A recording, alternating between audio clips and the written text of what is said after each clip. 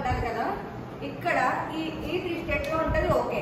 But దీని లోపల atoms అనేవి ఉంటాయి. ఆటమ్స్ విన్నారు, ఆటమ్స్ మాలిక్యూల్స్ అని. ఆటమ్స్ అంటే ఒక చిన్న పార్టికల్ అరేంజ్మెంట్ వల్ల ఒక పార్టికల్ అనేది వస్తుంది అని చెప్తాడు. దీంట్లో సాలిడ్ గురించి మాత్రమే మనం మాట్లాడుకుంటాం. క్రిస్టలోగ్రఫీ అంటే క్రిస్టలోగ్రఫీలో క్రిస్టల్ అనే వర్డ్ ఉంది. అంటే క్రిస్టల్స్ అంటే ఏంటి మనకు తెలుసు కదా, క్రిస్టల్స్ అంటే సాలిడ్ పార్టికల్స్ అయినా. ఇప్పుడు బెంచ్లో చిన్న ముక్కని తీసారంటే అదేమవుతుంది, క్రిస్టల్ అవుతుందా? ఆ క్రిస్టల్స్ అనేవి ఎలా ఫామ్ అవుతాయి, దానిలో అటమ్స్ అరేంజ్మెంట్ ఎలా ఉంటుంది అనే దాని గురించి ఈ లెసన్ లో మాట్లాడుకుంటాం. అందరికీ క్లియర్ గా టైటిల్ ఎందుకు ఎలా ఉందో, క్రిస్టలోగ్రఫీ అంటే క్రిస్టల్స్ అనేవి ఎలా ఫామ్ అవుతాయి, సాలిడ్స్ లో అటామిక్ అరేంజ్మెంట్ ఎలా ఉంటుంది అనే దాని గురించి మాట్లాడుకుంటాం అన్నమాట. సాలిడ్స్ లో 3 టైప్స్ ఉంటాయి మనకి. ఫస్ట్ వచ్చి క్రిస్టలైన్ సాలిడ్స్ అని కూడా అంటారు. పాలీక్రిస్టల్స్, ఆమోర్ఫరస్ అంటారు.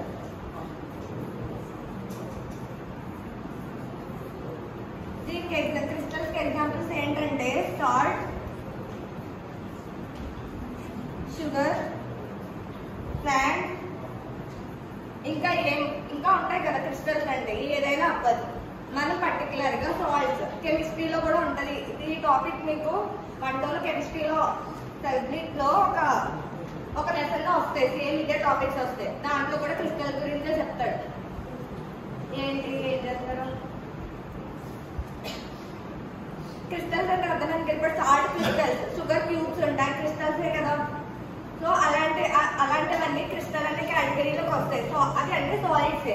సాలిడ్స్ లో క్రిస్టల్ అనే కేటగిరీస్ లోకి సాల్ట్, శాండ్, రాక్ ఇలా ఏదైతే మనం పీసెస్ గా క్రిస్టల్స్ అంటే చిన్న చిన్న పీసులు కదా, అలా ఏదైతే అబ్జర్వ్ చేయగలుగుతామో అవన్నీ క్రిస్టల్ ఫ్యామిలీలోకి వస్తాయి. పాలీ క్రిస్టల్స్ అనేవి మీకు అవసరం లేదా ఫ్రీ లెసన్. ఆంప్లిఫైయర్స్ అంటే సింపుల్ గా క్లాస్ ఐటమ్.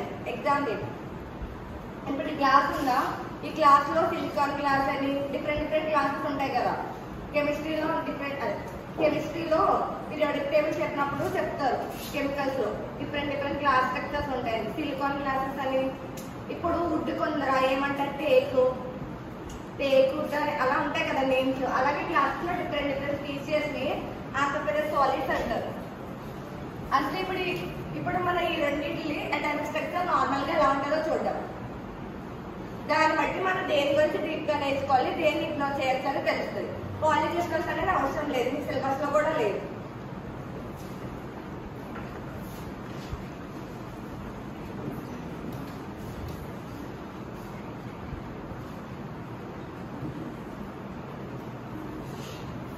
నార్మల్ గా సాలిడ్, లిక్విడ్, గ్యాసెస్ లో అటామిక్ అరేంజ్మెంట్ ఎలా ఉంటుంది, ఆటమ్స్ అనేవి ఎలా ఉంటాయో చూద్దాం.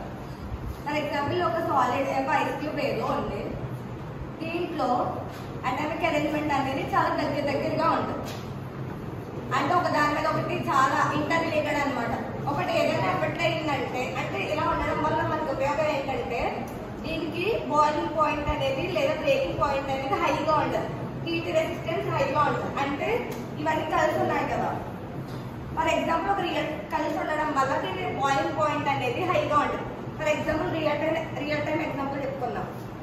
ఇప్పుడు మీ క్లాస్ అందరూ ఉన్నారు, మీ క్లాస్ తరఫున ఒక సిఆర్ ఉంటారు కదా, మీకు ఏదో ప్రాబ్లం వచ్చింది. అది ఏం చేస్తారు, మీరు అంతా వచ్చి సిఆర్కి అరే ఇది పర్టికులర్గా ఇలా ఉండడం మాకు నచ్చలేదు. ఫర్ ఎగ్జాంపుల్ సమ్మర్ వచ్చింది, మీకు గాలి తగలట్లేదు, కానీ మాకు ఒక రోజు సెమినార్ హాల్ ఇప్పించండి, లేదంటే క్లాసెస్ సెమినార్ హాల్లో పెట్టించండి అని అడగాలనుకుంటారు. మీరు ఏం చేస్తారు, సిఆర్కి వచ్చి చెప్తారు. చెప్తే వాడు వెళ్ళి ఫ్యాకల్టీతో మాట్లాడమో హెచ్ఓడితో మాట్లాడమో ఏదో చేస్తాడు. ఇక్కడ ఒక ఇంపార్టెంట్ పాయింట్ ఏంటి, ఇప్పుడు మీరు అందరూ యూనిటీగా వచ్చి అది చెప్తేనే అది ఏదో చేయగలుగుతాడు. గర్ల్స్కి ఏమో ఏసీ కావాలి, బాయ్స్కి ఏమో వద్దు అనుకున్నారనుకో, దానివల్ల ఉపయోగం ఏమైనా ఉంటుందా? అక్కడ